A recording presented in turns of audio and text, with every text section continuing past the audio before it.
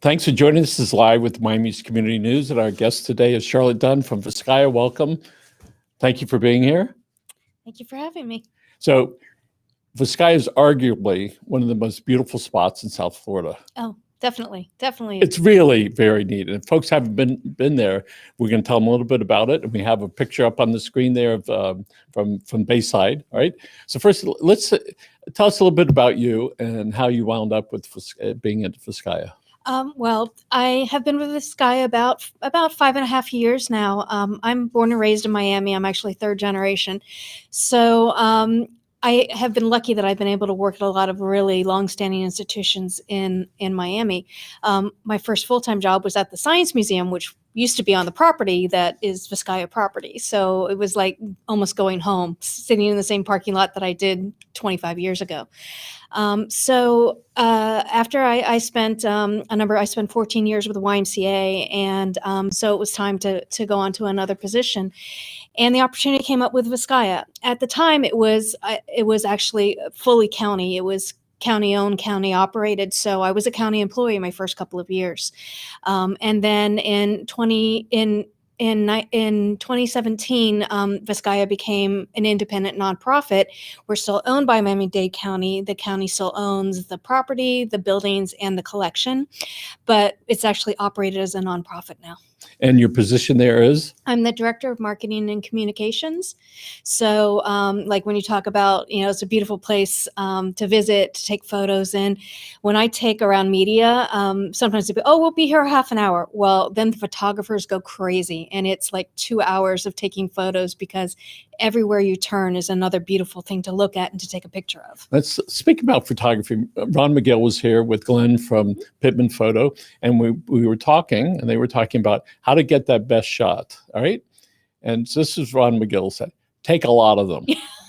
A lot, because you never know when that best one is going to be. Right. So you have photographers from all over the world that go there. Oh, yes. So, we recently had one that came in, was brought in by a commercial. It was a commercial photo shoot, but they were also going to do an editorial story on Vizcaya. So I spent time with the photographer, taking pictures in the house, outside of the house. And then he came and he literally showed me how he frames shots, and was teaching me at this really high level of he's like, I take a straight on shot so that I have that. And then I will start to do angles and do different shots. And it was really an interesting education about how he works with photography. So let's get educated on Vizcaya, how that started, what it was and years ago, what it is and what it'll be. So, okay. So share with us. Vizcaya was built by James Deering, and he had been the vice president of International Harvester, which was a huge global farming equipment manufacturing company. And he had been diagnosed with pernicious anemia, and his doctor said, you really shouldn't spend your winters in Chicago anymore. You need to go south. His father already had a home in Coconut Grove, and his brother also had property down south, which is the Deering estate. And so it was a natural place for him to come here in Miami because that's where his family already spent their winters. So he bought the property from Mary Brickell. And originally it was 180 acres. It's now 50 acres. So he built his main house, which has 32 decorated rooms. And the house was finished about 105 years ago. So we celebrated our centennial. How many square feet is that house? I'm not exactly sure how many square feet. I want to say 40,000 square feet. It's a big place. I think it's about 40,000. And that was somebody's home. And right? It was his private home. He was a single man, not married, no children.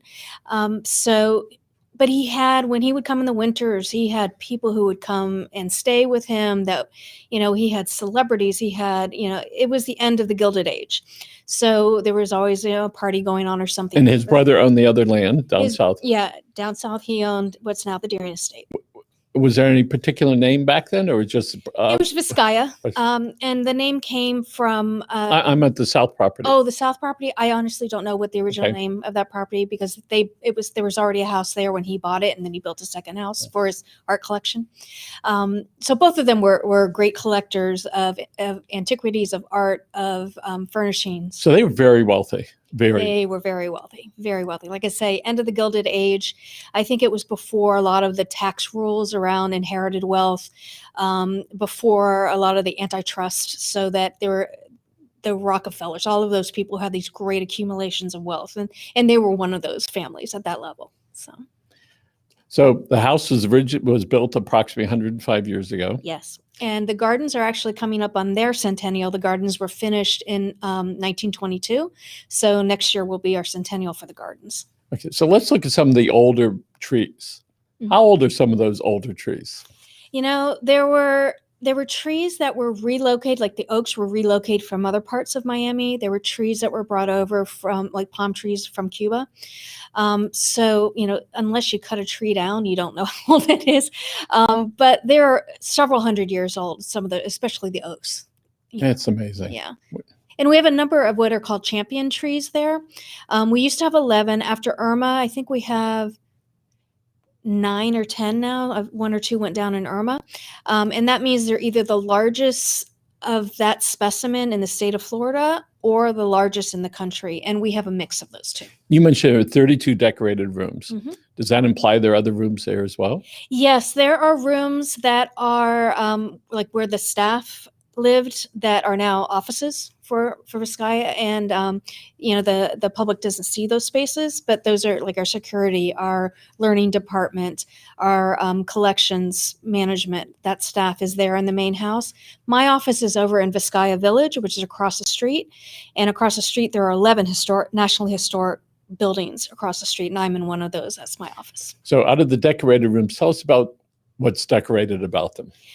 We were lucky that when James Deering died in 1925, it was inherited by his brother, his half-brother Charles, who passed away about 2 years later. So then Charles's children are the ones who ultimately inherited Vizcaya. And because of that, it went from family to family, and in a very quick period of time, so that it wasn't like a bunch of things were sold and a bunch of things were put out to auction or moved.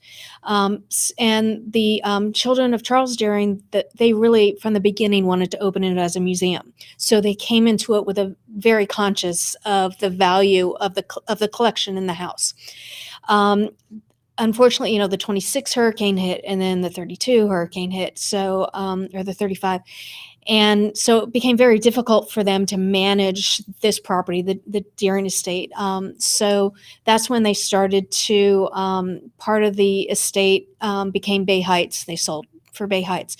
Part of the estate went to the Archdiocese, so that LaSalle High School and Mercy Hospital are on property that was owned by James Deering.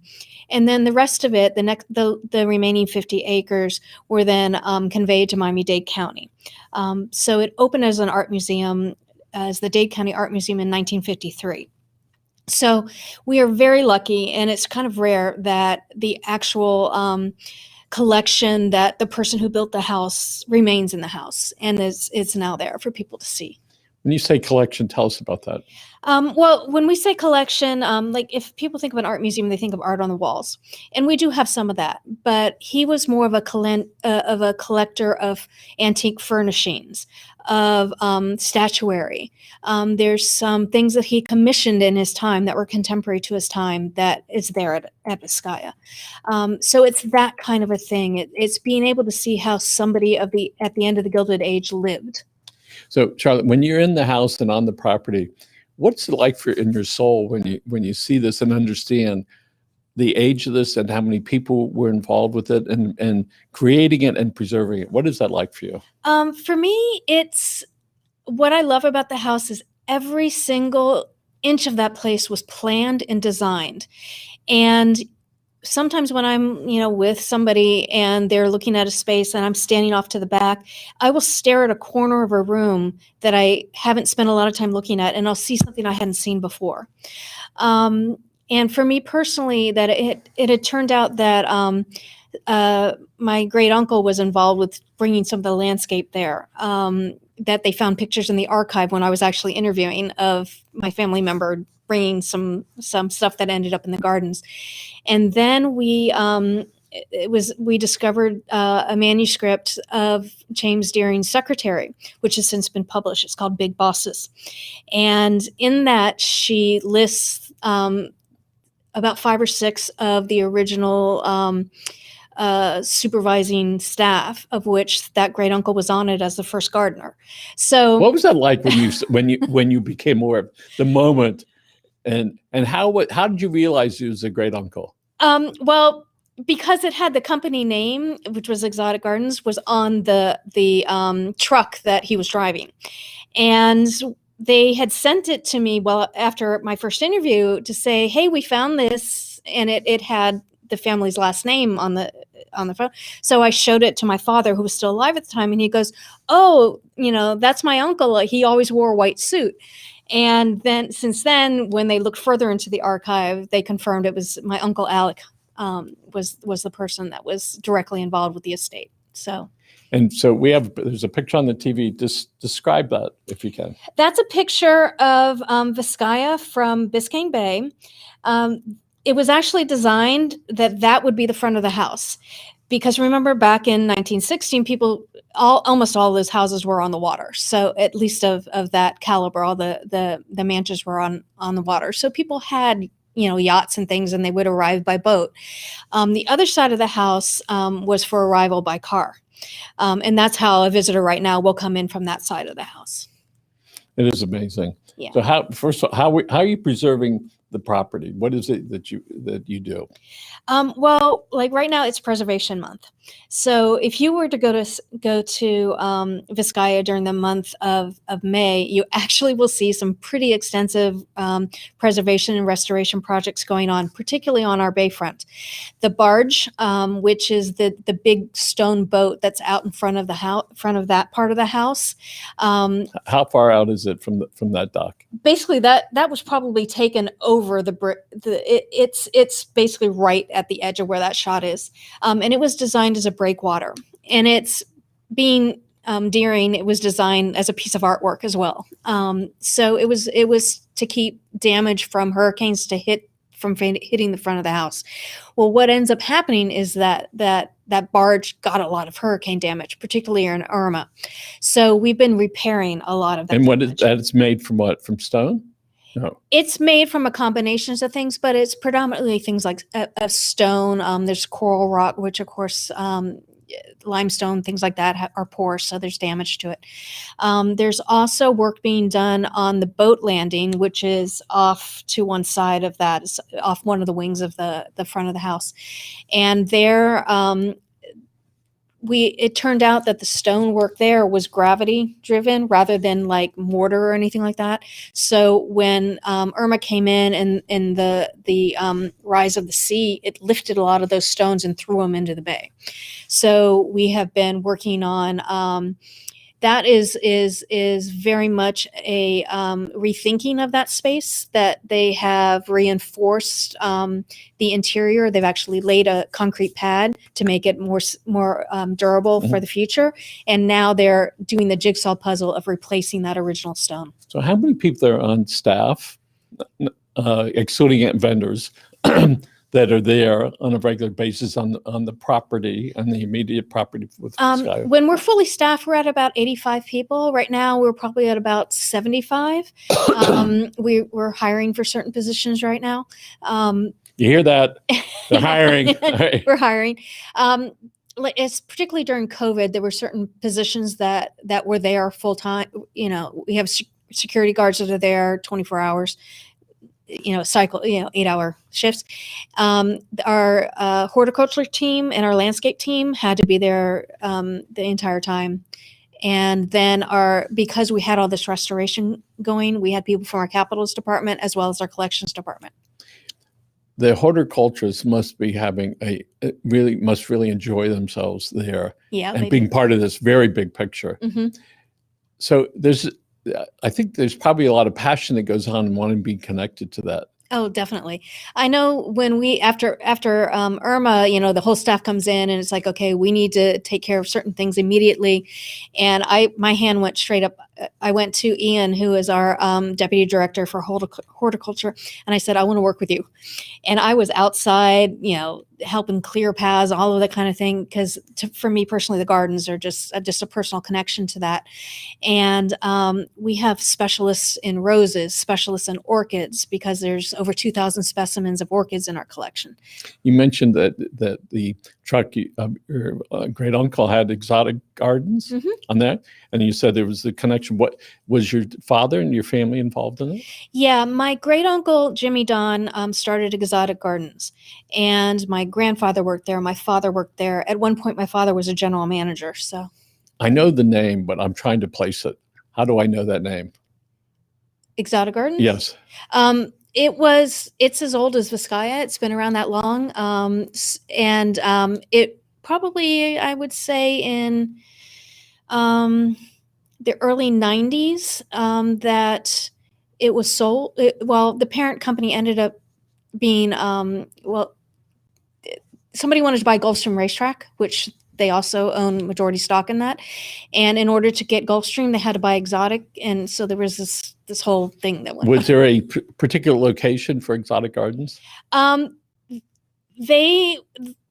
The one that you probably are thinking of was in Coral Gables, right on US 1 on Lejeune, or Ponce that flows back. That's where one of the stores that are here down south were, but on Lejeune or on Ponce as it on goes? Ponce. It goes toward right off of US 1. Yeah, it was right next to UM. And then so what's the connection to that? Was a retail store. That was the florist part of the business, but they were landscapers. They had plots of land that were just for sod. I remember all those years. Yeah, and I think they actually owned the land that Aventura Mall is on. They owned a lot of land, but back then land was not as expensive like it is now. Have you seen Aventura Mall recently? The addition was gigantic. I drove around this a year ago. Oh my goodness, I mean, it's huge.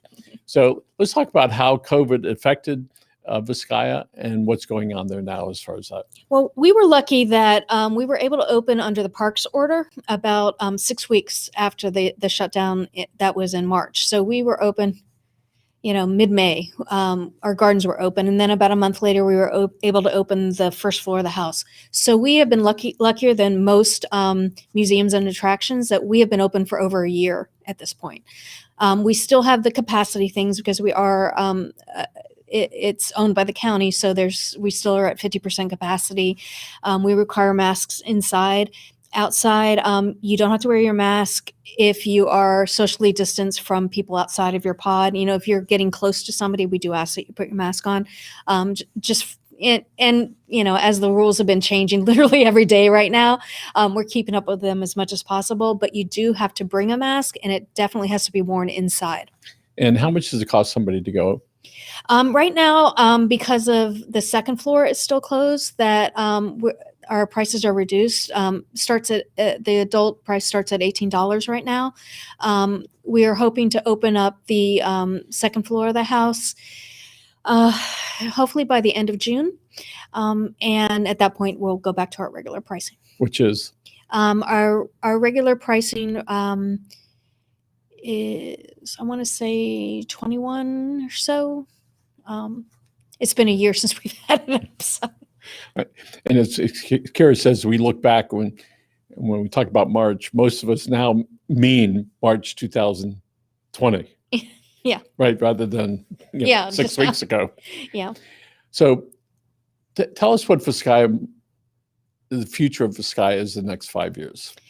Oh, well, in the next 5 years, originally what we had planned to have ready at this point would be about 5 years from now, is that Vizcaya Village will become open for the general visitors, which is the part that's across the street, the 11 historic buildings that we have there.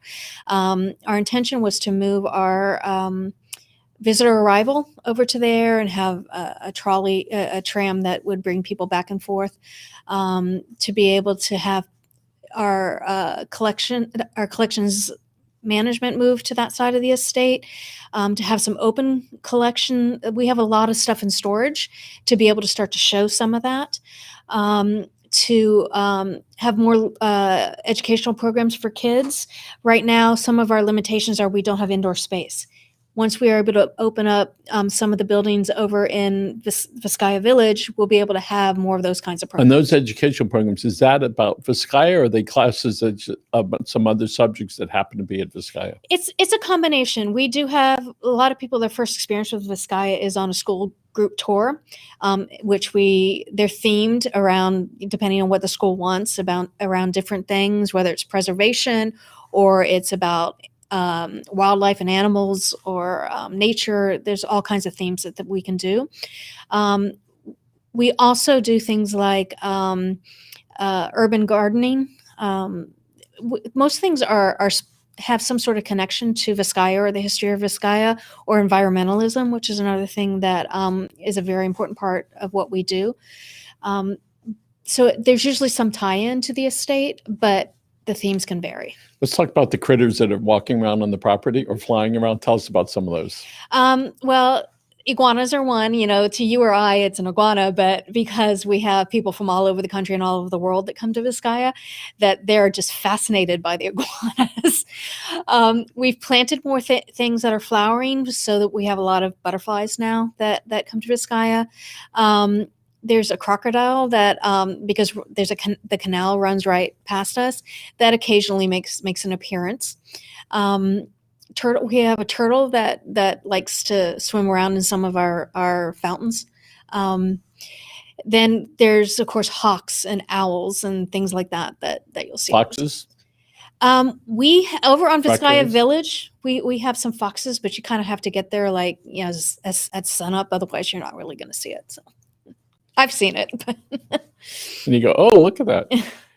So I live in horse country, and we frequently have foxes out there. Mm-hmm. And we figured out how to get them, Yeah. which is you put out some cat food, it attracts all the other critters, Mm-hmm. all right? The frogs and the peacocks and Mm-hmm. the doves and the cats and the dogs. And they hear all of that, Mm-hmm. all right? And the raccoons.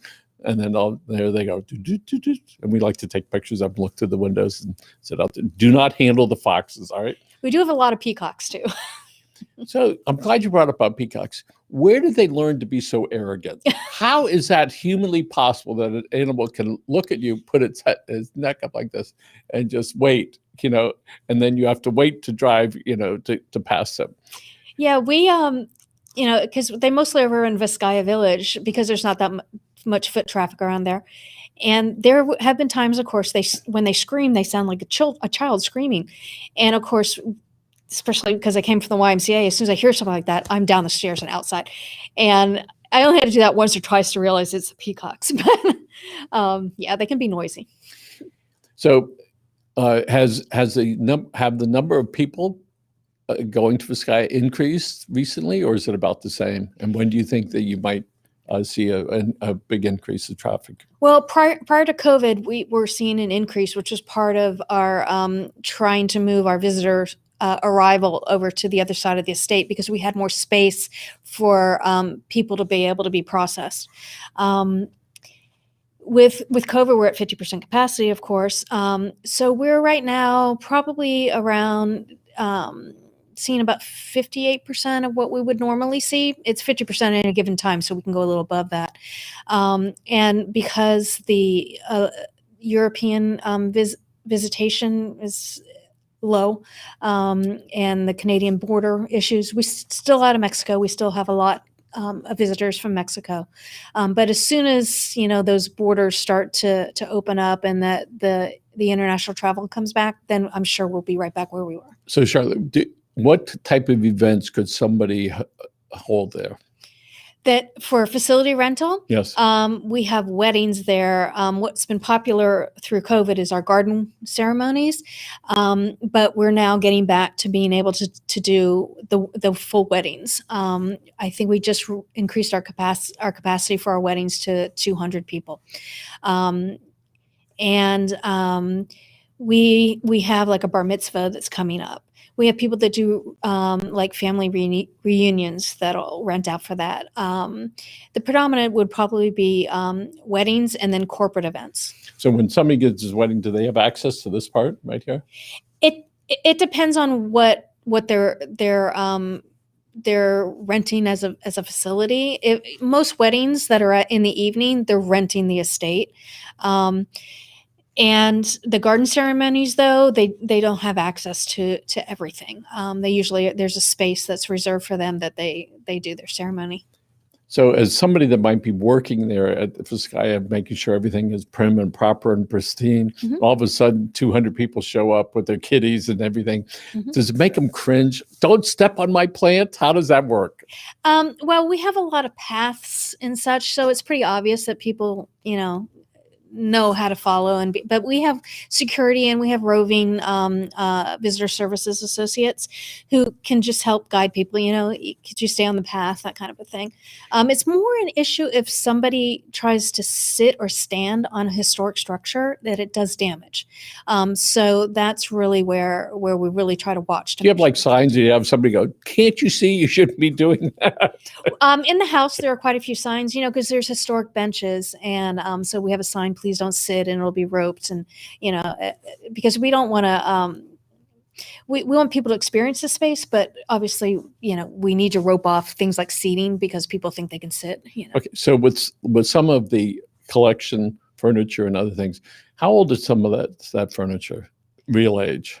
Well, there's some sculptural and stonework tables and things that, are several thousands, I would say, because it came out of, let's say, it was bought in Rome, or it was, bought in Spain. That was already an antiquity when it was purchased. So a lot of the art that's there, was that mostly purchased by them, or is that subsequently purchased and put into the house? No, it was purchased by James Deering. The majority of it is purchased by him. He did buying trips to Europe.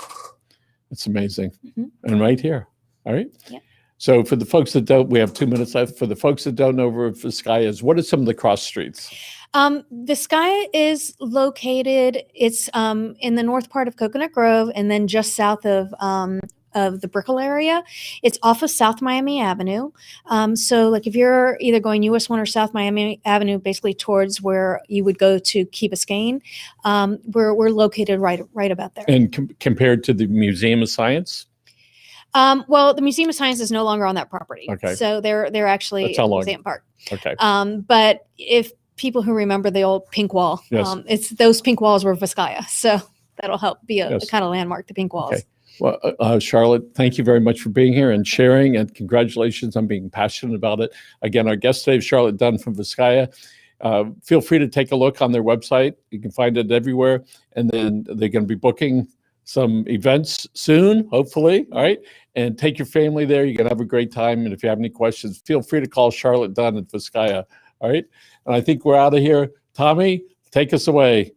And thanks again for joining us. Again, Charlotte, thank you so much for being here.